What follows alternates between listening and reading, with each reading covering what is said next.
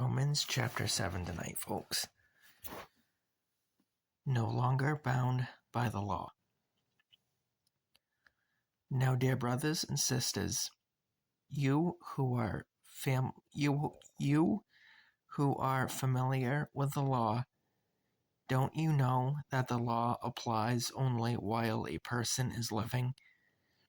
For example, when a woman marries, the law binds her to her husband as long as he is alive.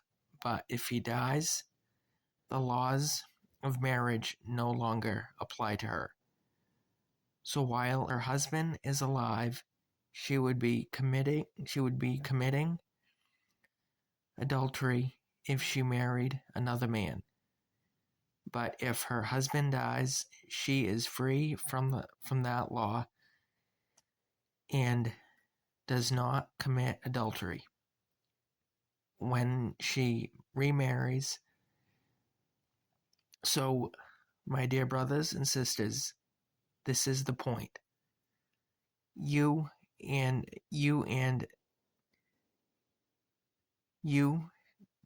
died to the power of the law when you died with Christ. And now you are united with the one who was raised from the dead. As a result, we can produce a harvest of good deeds for God. When we were controlled by our old nature, sinful desires were at work within us, and the law aroused these evil desires that produced a harvest of sinful deeds, resulting in death. But now we have been released from the law, for we died to it and are no longer captive to power. Now we can serve God not in the old way of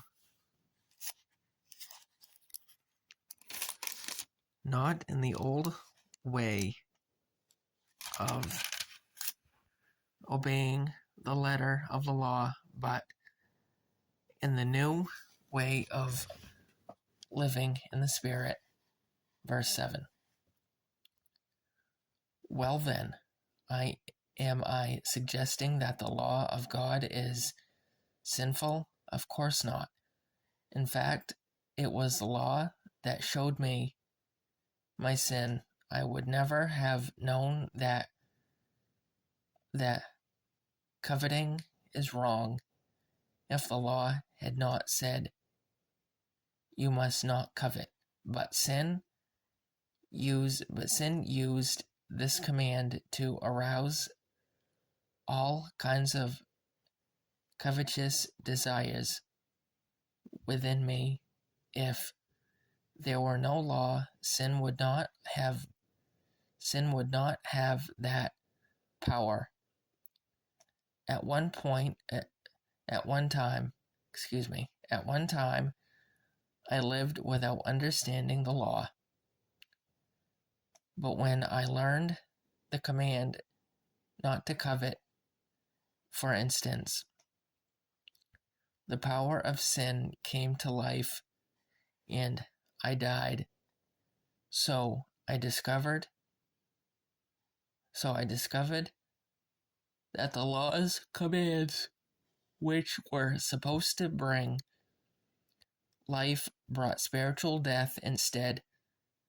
Sin took advantage of those commands and deceived me. It used the commands to kill me, but still the law itself is holy, and its commands are holy and right and good. But now, can that be? But how can that be? Did the law, which is good, cause my death? Of course not. Sin used what was good to bring about my condemnation to death, so we can see how terrible sin really is. It uses God's good commands for its own evil purposes. Verse 14. So the trouble is not with the law, for it is spiritual and good. The trouble is with me, for I am all too human, a slave to sin. I don't really understand myself, for I want to do what is right, but I don't do it. Instead, I do what I hate. Verse 16.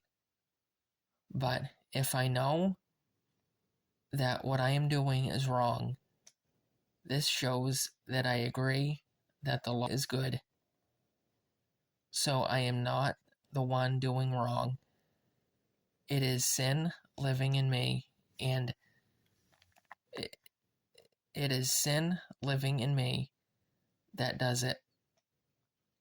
And I know that nothing good lives in me, that is, in my sinful nature.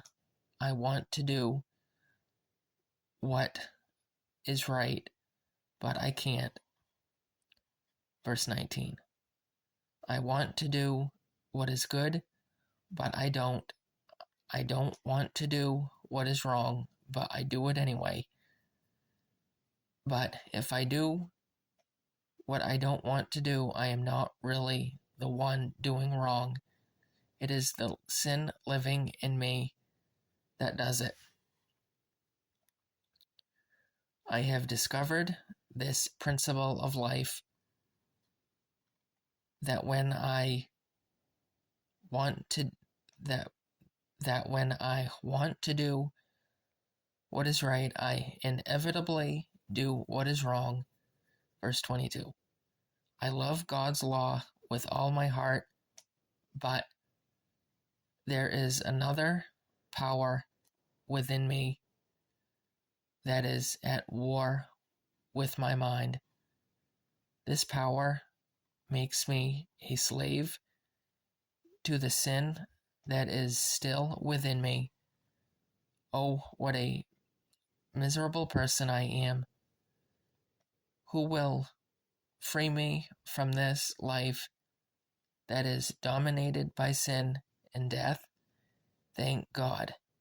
The answer is in Jesus Christ our Lord. So you see how it is in my mind. I really want to obey God's law, but because of my sinful nature, I am a slave to sin. Next time, we will pick up with chapter 8 in the book of Romans.